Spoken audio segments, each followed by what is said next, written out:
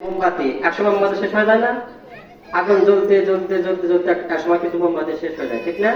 তো আমাদের হায়াত তো এরকম, বুঝতে পারছেন? আমাদের হায়াতটা মোমবাতির মতন আস্তে আস্তে শেষ হইতেছে, বুঝতে পারছেন?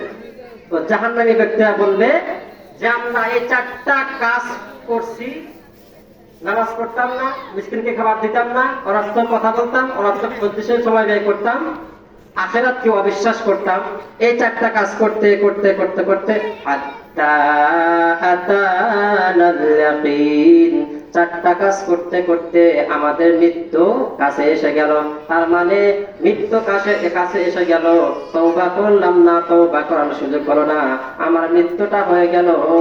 আমার তওবার সুযোগ না হওয়ার কারণে, তওবা না করার কারণে যখন 4টা কাজ করতে করতে মৃত্যু হয়ে গেল, হাত্তা আতানাল ইয়াকিন, আমি মৃত্যু গ্রহণ করলাম, দুনিয়া থেকে চলে গেলাম।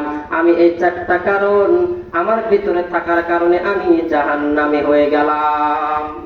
আল্লাহ তাআলা আমাদের সকলকে যা কিছু বললাম জাহান্নাম থেকে 4টা কারণ বাঁচার তৌফিক দান করুক।